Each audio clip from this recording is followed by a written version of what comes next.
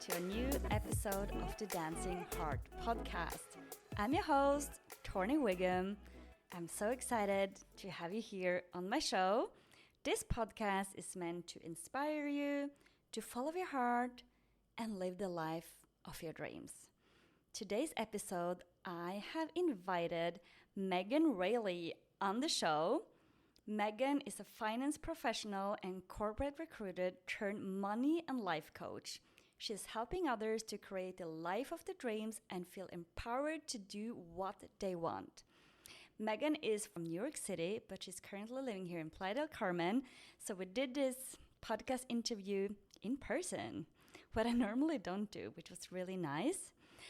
And she's been retired for 5 years. And she's now living a life as a financial free.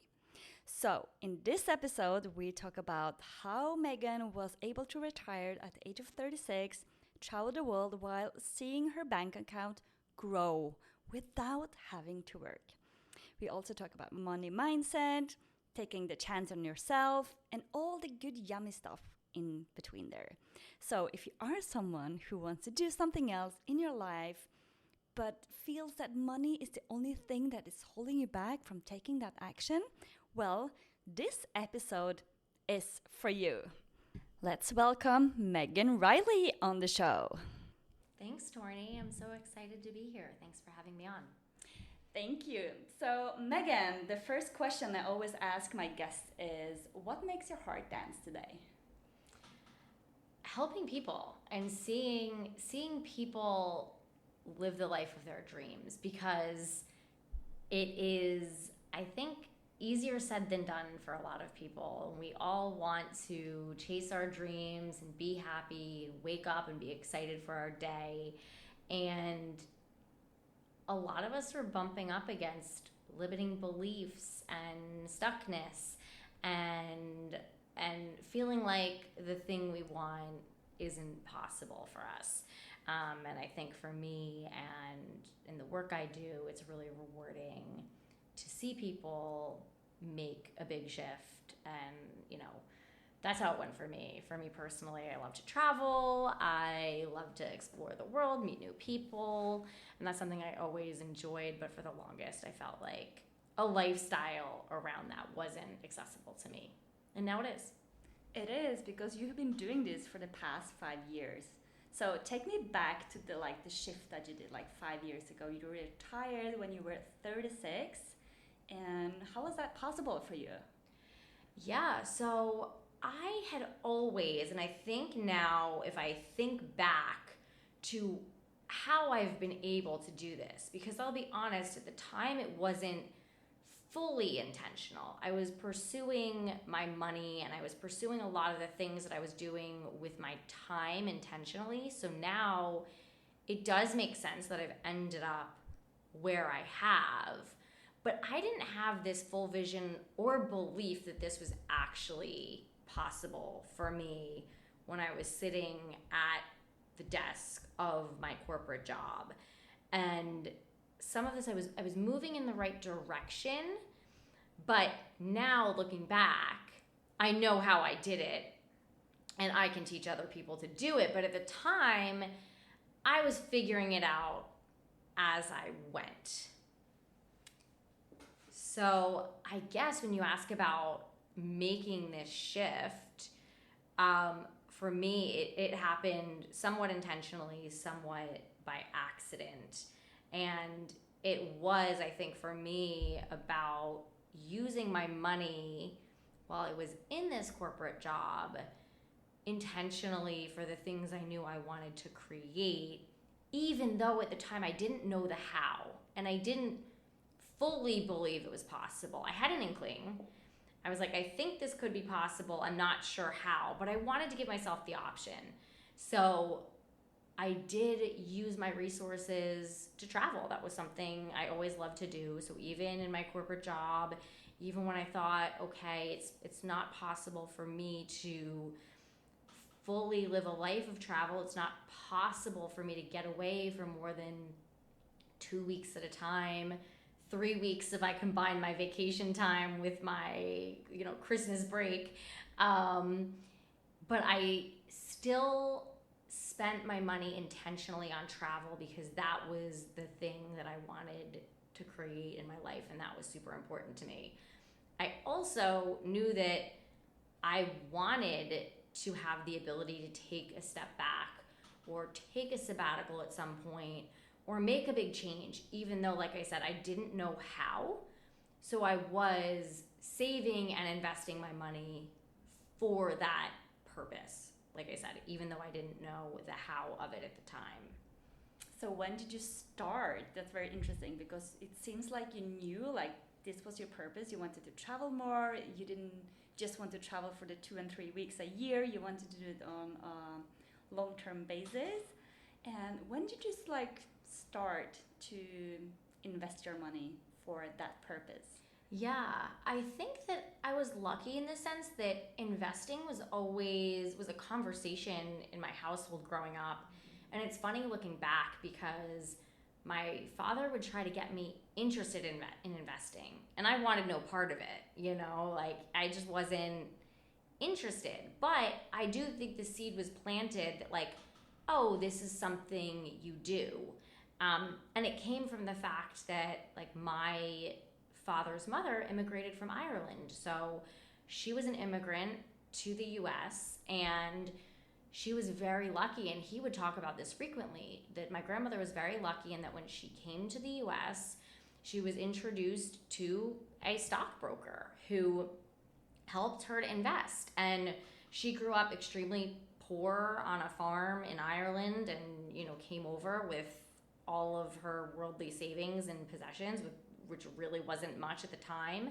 And I think her sister was in the US at the time and helped her get a job at a rectory in the church, working for like the priests and, cleaning. She was a housekeeper. And with that job, it was included food and board. So the good thing was she didn't really have expenses. She also was making very little money, but I guess the money she did have, she got connected to this stockbroker and invested. And my dad always talks about how she really was kind of like that American dream story. She went from poverty to a very solid middle-class existence. And after she came to the US, she met my grandfather. It was, during the time, they met after the Great Depression, so they lived through the Great Depression. My grandfather worked for one of the like Depression era projects where he was in upstate New York working for like the Parks Administration, also making very little money. And then the Depression ended and they met, and he was a factory worker. But I think my grandmother had been educated on finances to a certain extent through her experience of, coming to the US, meeting the stockbroker and investing the little money she had. And she would then, invest his money, I guess. She was the money head of the household. And by the time she passed, like she had a really robust like stock account. My dad still has, and he shows me, he's like, it's pretty amazing. She has like the original stock certificates from purchases of companies like AT&T, like companies that still exist. So she was buying, shares in those sorts of companies. And she also at one point purchased a rental property. And so, yeah, by the end of her life, she really amassed like a good little nest egg in terms of investments and the property she lived in, the investment property. And so I knew this, like I'd gotten the message growing up that this was possible, that you really could transform your life and that investing was real. Because I do think so many people start out with this limiting belief, or they're not exposed to this, and people think investing is a scam. People think the stock market is a scam. So I very luckily knew that it wasn't. I never had that belief. I knew that it was that you almost had to do it to get ahead. That was my core belief. But even so, my first job out of college, I was making very little money. I was making $24,000 a year in New York City, working for a beauty magazine. And so at that point, I didn't have money to invest, but I did have money to save. So travel was important to me. So I do remember, like, even at that first job, I probably was able to save like 10% of my salary, which is kind of amazing on that salary in New York City. But I was determined to travel, and I banked money to go to Thailand with a friend. And so that was my goal. I think I was highly motivated by travel. And I also think that is key, right? Mm-hmm. That like you will be motivated to empower yourself financially if you have a clear vision of what you want to create. And for me, it was always travel. So it was very easy. Like I was motivated to save money to travel, and it was easier to say no to things that I didn't care about as much because I knew I wanted to save that money for a trip to Thailand, for example. But then I did work in finance. So after I worked at this beauty magazine, I got a little bit of a salary increase to I think $42,000 a year after 2 years working.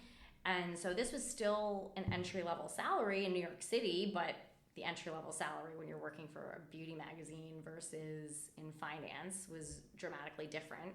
And that was a great opportunity for me to learn and have the opportunity to invest hands-on and see it and be immersed in it. And also because I was now making more money and in an environment where I was being taught how to invest, the thing that my dad tried to teach me for the longest and I wasn't interested in, ironically enough. And now they also would manage your money for you for free as an employee. So oh, nice. I was able to open an account. And so then it was like, okay, well, that's really easy. Why wouldn't I just do that? And then I think that is the beauty of starting to invest, is that once you start, then you have some skin in the game, then you're paying attention, then you learn, and then you're more able to do it on your own. Mm-hmm. So at a certain point, I didn't necessarily need anyone investing my money because I learned how to do it on my own. Mm-hmm. And anyone can do it on their own. Exactly. So you started to invest in the stock market or in properties or real estate? In the stock market. Mm-hmm. And I'm a big fan of investing in the stock market. I do own a property now. And I will be honest, if I measure it against the stock market, it was a terrible investment. Horrible. If I could go back, I would never have bought this apartment. I would have far, far more money today if I had put that money in the stock market. But let's also not ignore the fact that money sometimes and the decisions we make are not about the financial outcome. Sometimes you spend money for happiness and security. So, I mean, it's easy for me to sit here now and look back and say, I wouldn't have bought the apartment perhaps. But in the moment, I thought I was going to stay in New York for the long term. I thought my fate was corporate America forever. Exactly. I thought I wasn't leaving New York. So at the time, it made sense for me to buy an apartment. And I did enjoy having a place to call home. So then you ask the question of like, was it worth it to purchase a home to have that financial security, or not financial security, but have that personal security of having a home, like just the peace of mind. Yeah. And it's nice to be able to decorate and call it your home. And I do think with real estate, when you're talking about a primary residence, so that's different from an investment property, but when you're talking about a primary residence, it is a little bit of like you're making the decision to spend money because you can afford to buy the home. But I think where we've been taught incorrectly a little bit is that buying a primary residence is a good investment. It's really not if we run the numbers and compare it to the returns of the stock market, because your primary home carries real costs. If the roof breaks, you've got to fix it. The plumbing breaks, you've got to fix it. Not to mention, you pay taxes on that every year. You pay property taxes. The beauty of the stock market is that you only pay taxes when you sell. They don't charge you every year taxes for your ownership in the stock market. So when you net out all those expenses and costs associated with real estate, they say that the average real return on a primary residence that you're living in is about 4% per year, which you can get on a high yield savings account right now. So the stock market on average historically, and they've run these numbers for as long as they've been tracking the stock market, that returns approximately 10% per year on average. So yeah, you can add up and see which one is most going to give you the most return of investment, right? Yeah. Okay, very interesting. Thank you for your point of view. Because this is something that we never learn in school. Like you said, you planted the seed when you grew up with your dad and from your grandmother that came to America. And then you got this corporate job that taught you how to, we're going to manage your account and your finances. You got into the stock market and you just saw it yourself. This is going to give me most return of investment, right? Yeah. And I think something I'd like to add is that I think these questions, especially when it comes to something like buying property or buying real estate, these are some of the questions I have with my clients because we are so emotionally attached to a lot of the things we spend our money on, including property. And property is a huge one. We've been sold this idea of like, that's the dream to own a home. And so, but it's funny, and I work with a lot of clients where when we really dive into like, why do you want this home? They don't. Or I have clients where they tell me that they want to build wealth because they want freedom. They want to travel. They want this, they want that. And then they'll come to me one day and they'll be like, I'm going to buy a house. And I'm talking to them about it. And we run the numbers and I show them that for a lot of people, buying a house is moving in the opposite direction of what you just told me you wanted. And I experienced this with a client recently.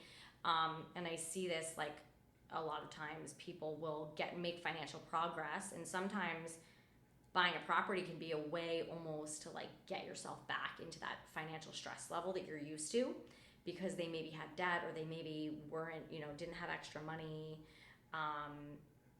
They just didn't have a buffer. So they were kind of always in this like financial stress, scarcity mode. Then they lower their expenses or they stack up their savings or get rid of debt.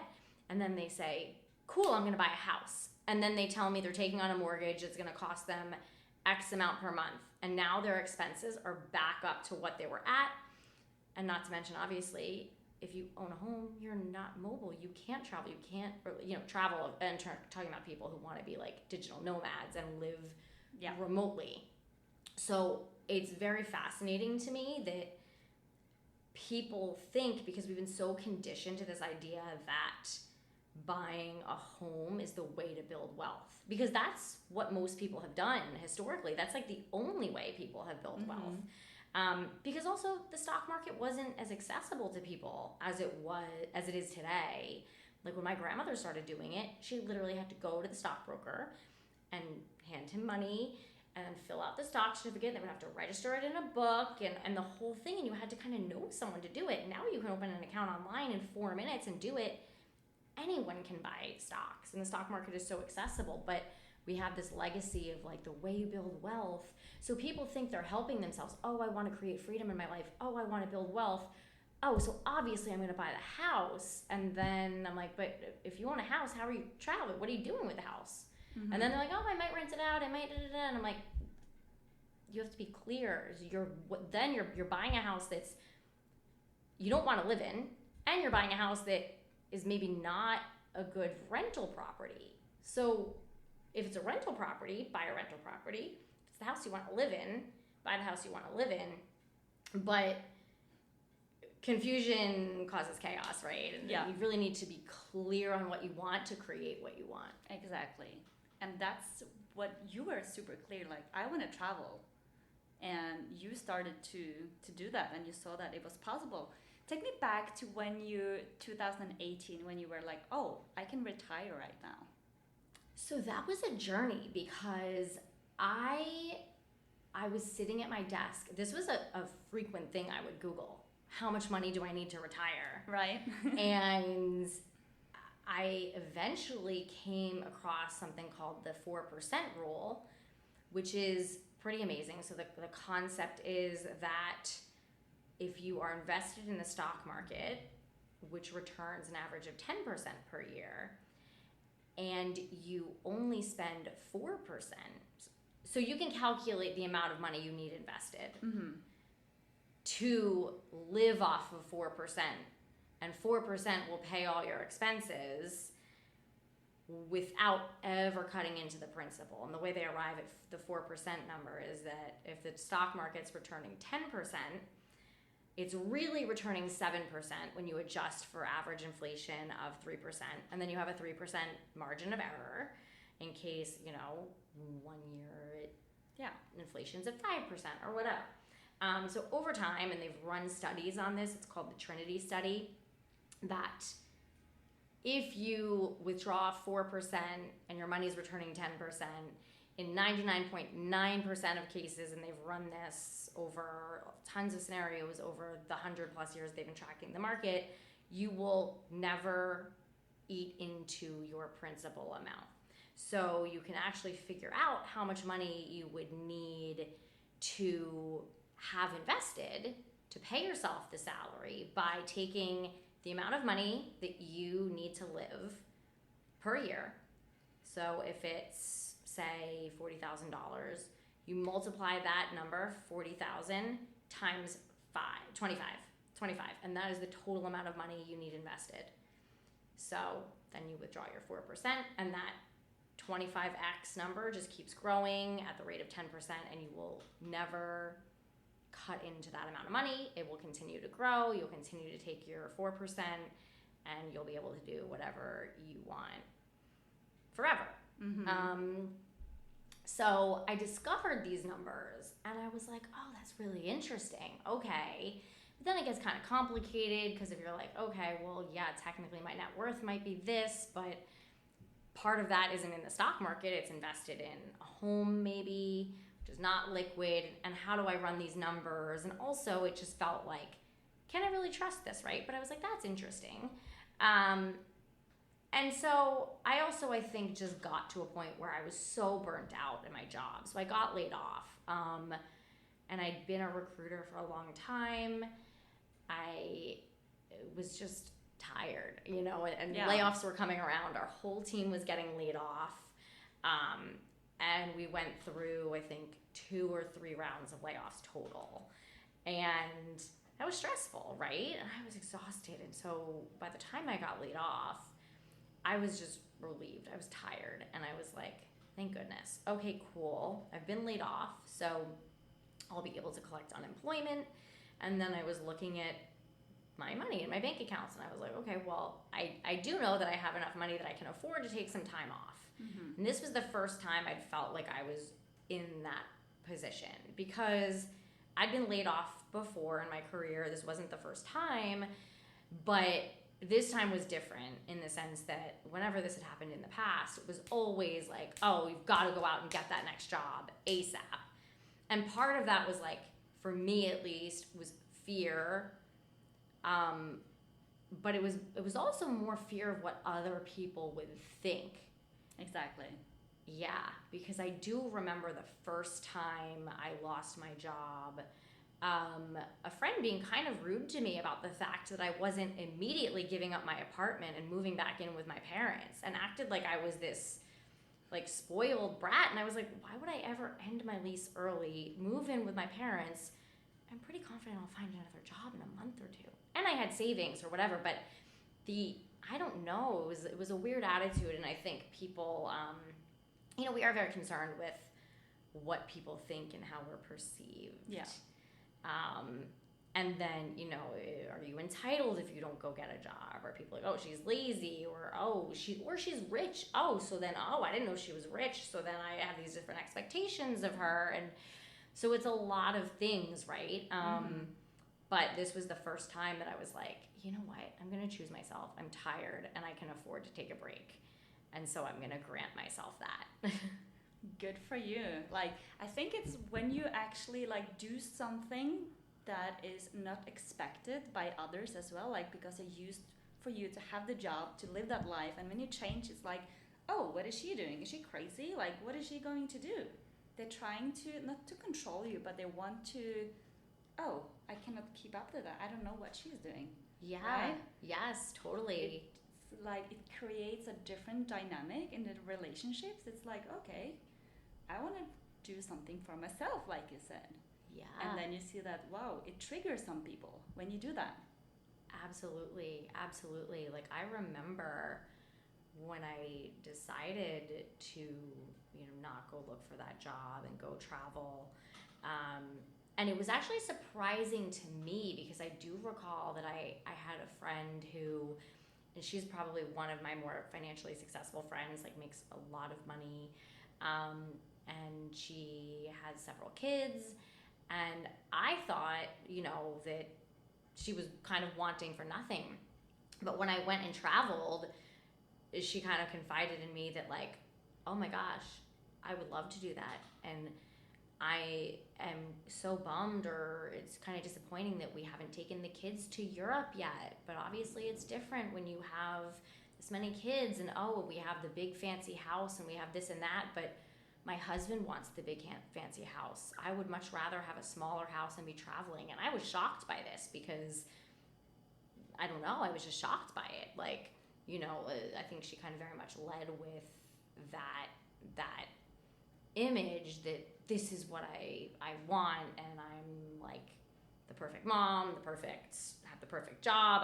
I'm the one that everyone kind of aspires to. So it was interesting to me that she was sharing this vulnerable, like, like we all want something maybe that we aren't experiencing, right?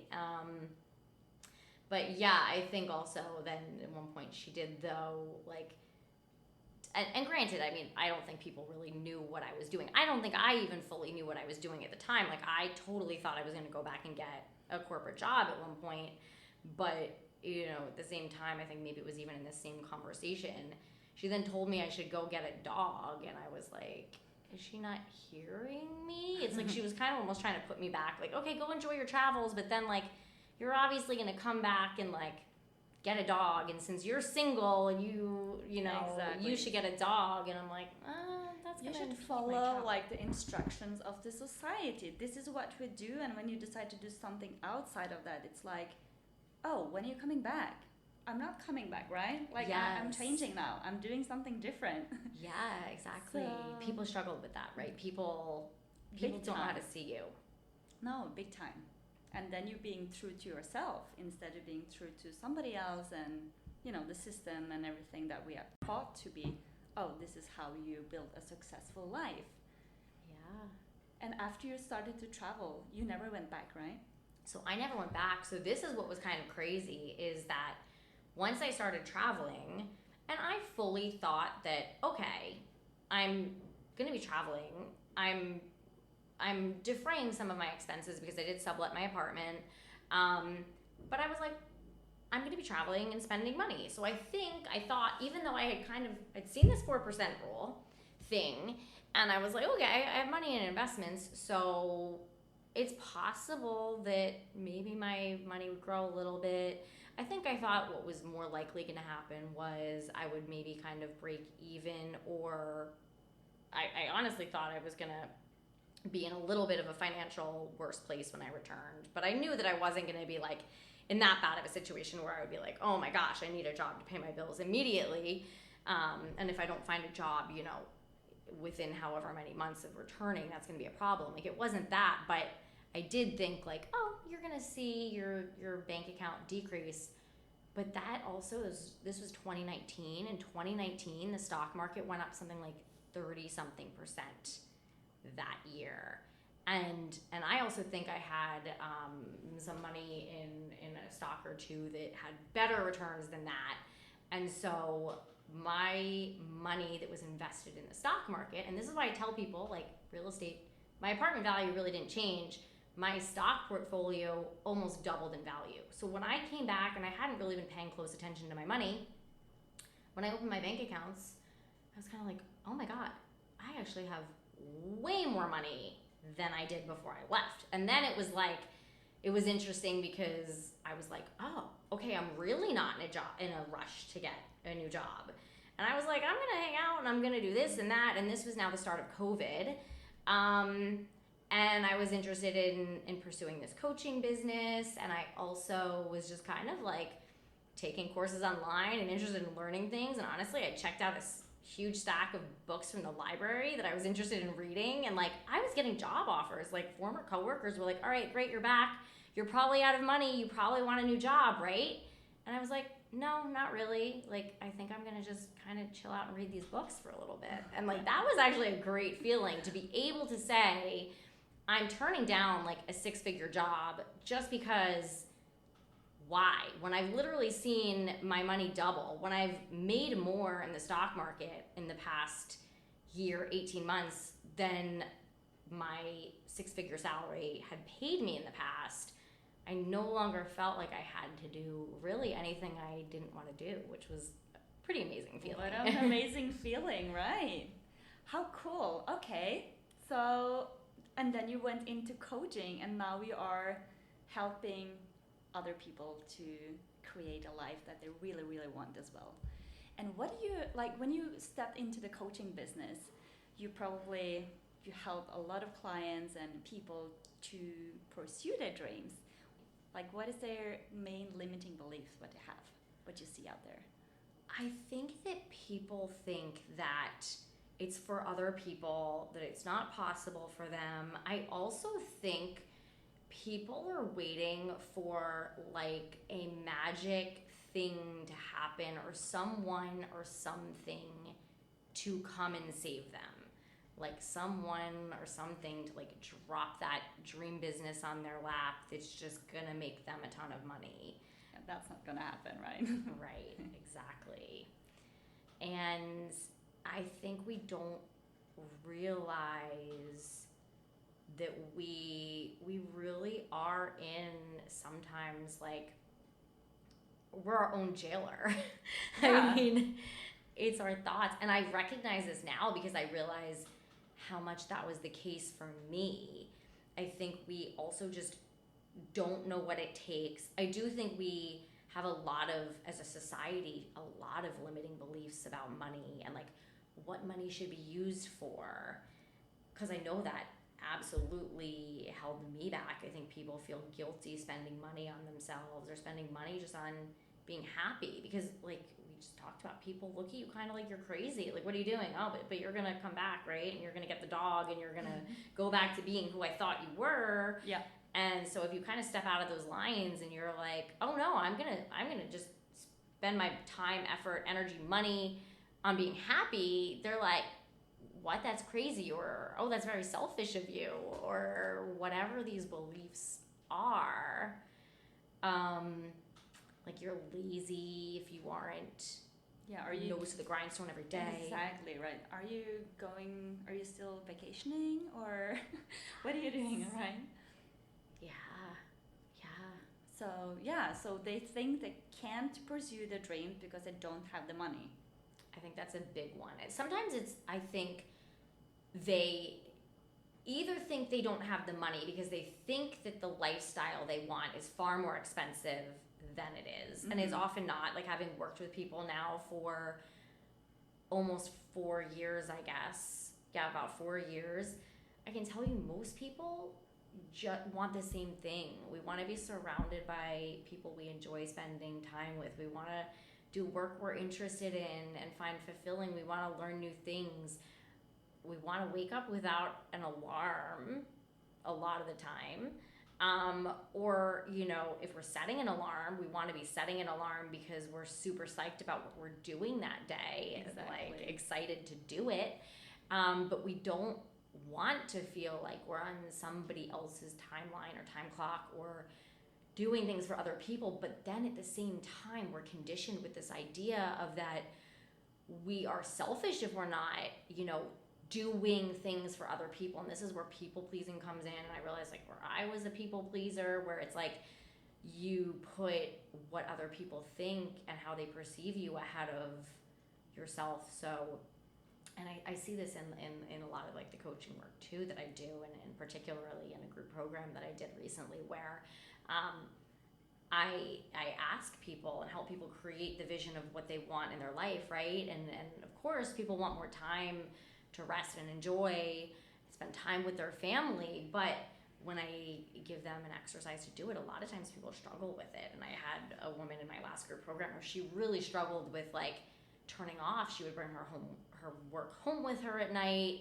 and not take a break. And it's, how can we say that we want wealth so we can have this life where we get to travel and enjoy and spend time with our family and do the things, but we very literally won't carve out a second for ourselves? We have such difficulties sitting on the fucking couch and like watching the TV show that we want to watch and like telling everybody else, this is my time, like you're on your own, you know what I mean? And don't put the time into yourself and your self-development and like, okay, this is what it takes, like take some time for yourself, sit down on what the F do I want? What do I want? And then make a plan from there. How do I get there?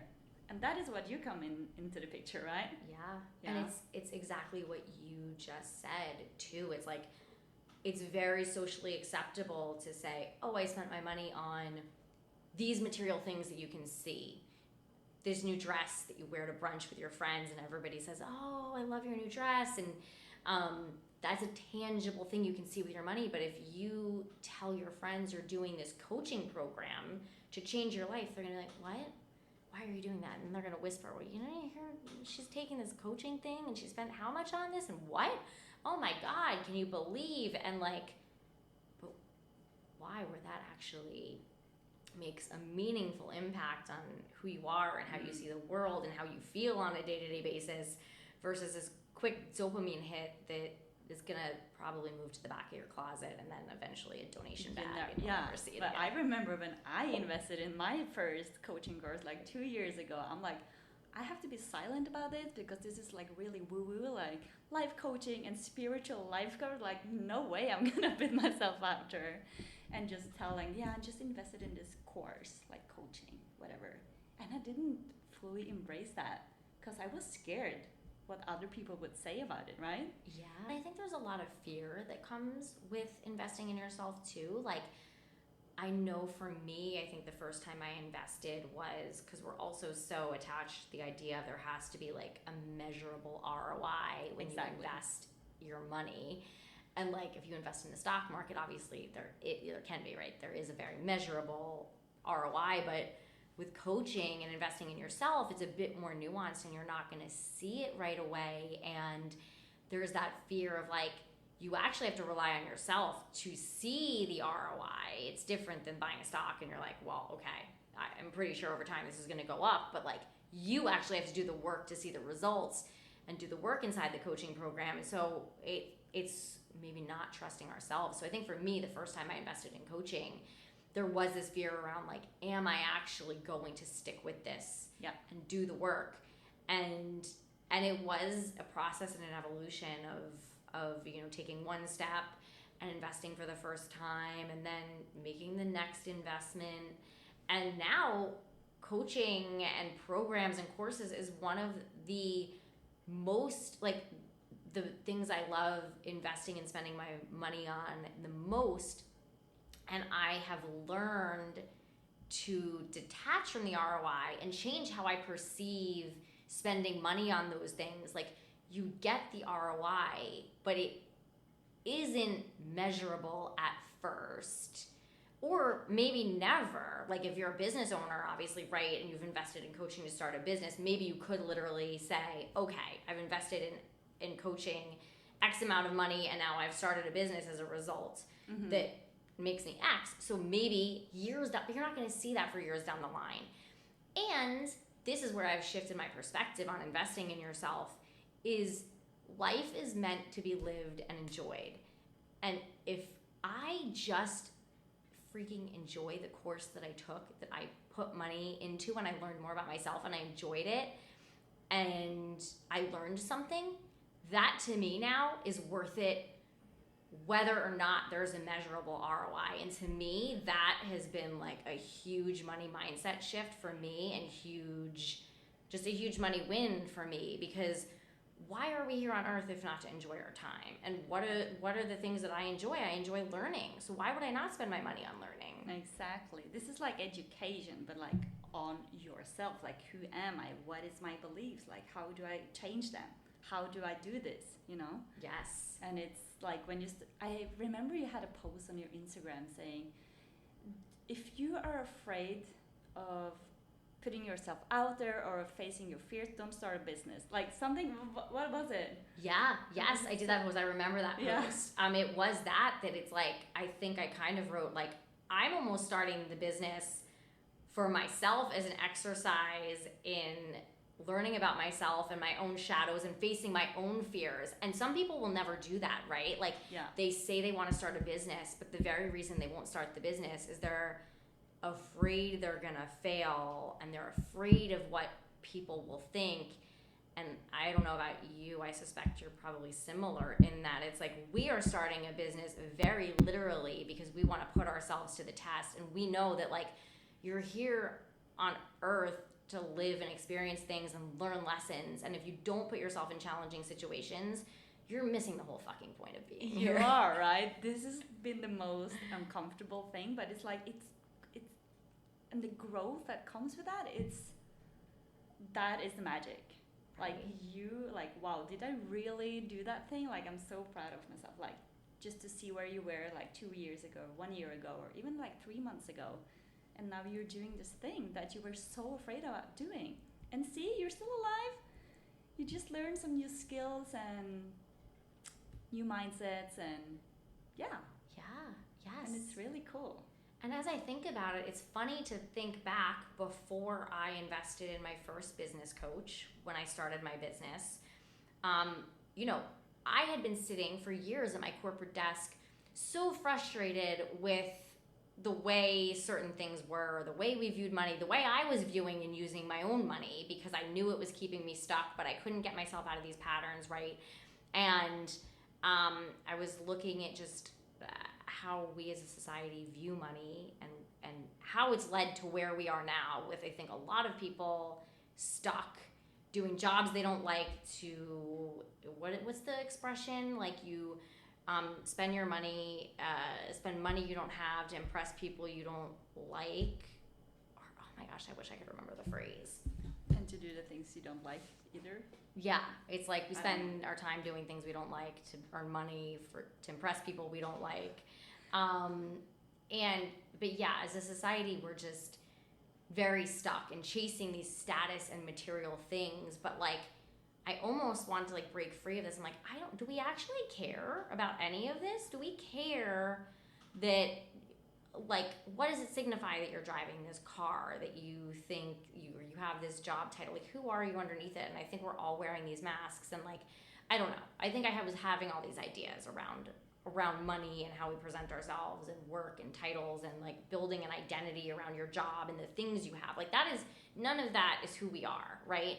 So, but I invested in my business coach, and I remember being like, scared to post every day. And that was a challenge, right? Mm-hmm. And now through this evolution of my business, I've really clarified my message. And in clarifying my message and talking about these topics that used to frustrate me so much when I was in corporate America, that kept me stuck, it's been really cathartic. And I've learned more about myself in the process of honing this message, which I'm so grateful for. And I've had to challenge myself to get visible and learn a ton of new skills, like marketing and copywriting. And it's been fun. And I've achieved so much personal growth in doing this. And to me, I'm a different person.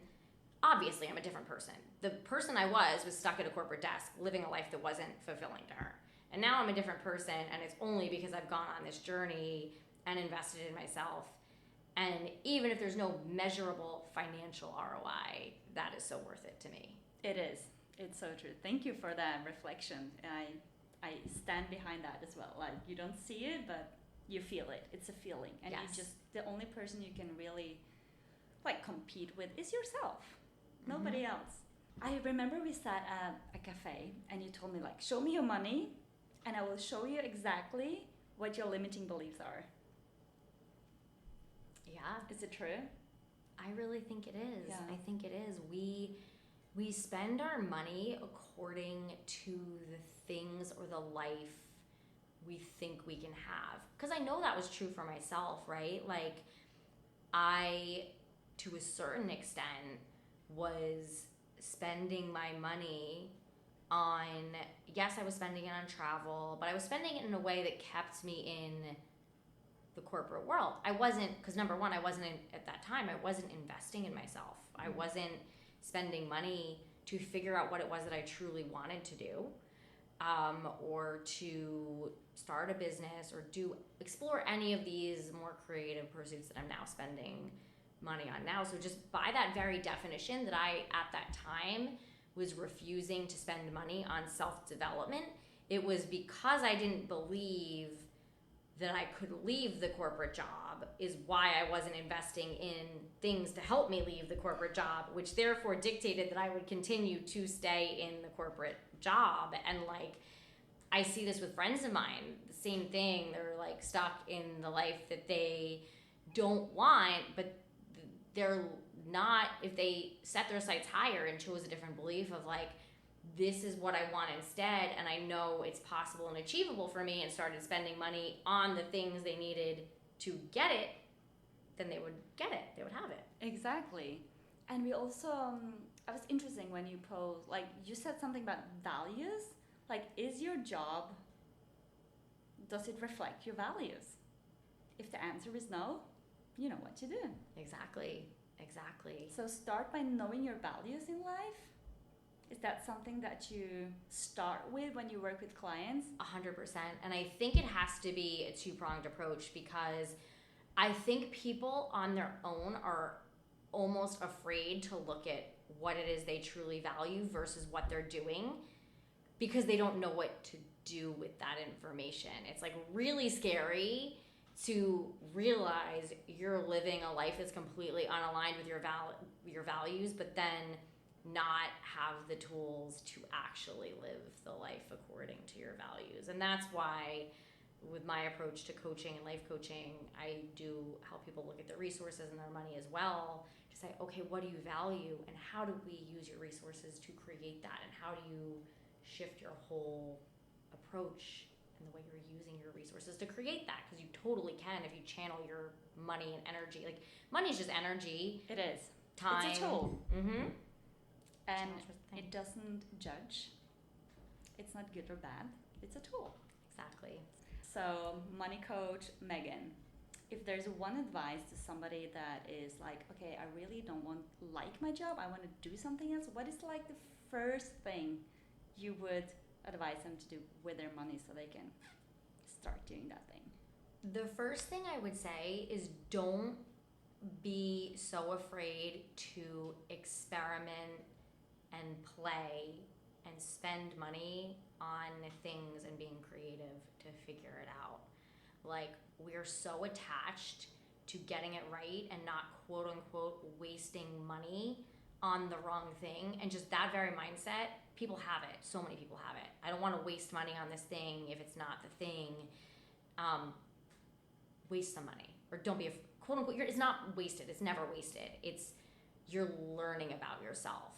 And you're going to have to invest money in that process to do it. So stop being afraid to spend money. If you are serious about getting the life you want, if you're serious about changing something in your life, you're gonna have to play like investigator, scientist, experiment, try new things. And that very well it's either going to cost you time or money or both, but don't get so attached to either, because the time you spend and the money you spend is an investment in yourself and learning about yourself and trying new things, and you're gonna have fun along the way. And like I said, not everything has to have an ROI. Like, you can just do it for fun. You can. And give yourself permission to use that money for fun. Exactly. And not for the ROI. Exactly. Amazing. Is there any other message that you want to share with the world or with the listeners? Don't wait. Okay, so that's the other thing, because I hear it all the time, is like, oh, I don't have any money right now for X, Y, and Z. and that's a real catch-22 that will keep you stuck forever. So figure it out. Like, if it is certain things, if it's taking a loan or start small. And obviously, if you can cut something that's not important to you in the short term, cook more at home, whatever, but figure it out and move some money away from what you're currently doing into learning and experimenting and growing. And if just to get started, you need to put that first course on a credit card and build an actual plan to pay it off. But don't, like I said, don't wait, because I think people play this game for years and their whole life passes them by. That is such an important message. Thank you so much, Meghann. Thanks for having me. This has been awesome. It's been. Okay, can you share where people can find you, your Instagram? Yeah, sure. So you can find me at the 9 to 5 Travel Chick on Instagram. That is THE, the number 9, TO, the number 5, and then Travel Chick. Yes, love it. Thank you so much, Meghann. And thank you for shining a light and doing this important work for the world. Thank you, and right back at you. A big thanks to Meghann Reilly for coming on the show to share her story and valuable information about money. And I really hope that gave you some new information and motivation to get you started on taking action on that dream that you have in this life. Thank you so much for tuning in for today's episode. And if you have any questions, shoot me a DM on my Instagram. It's Torny Wiggum. Have a beautiful day, and I will see you in the next episode.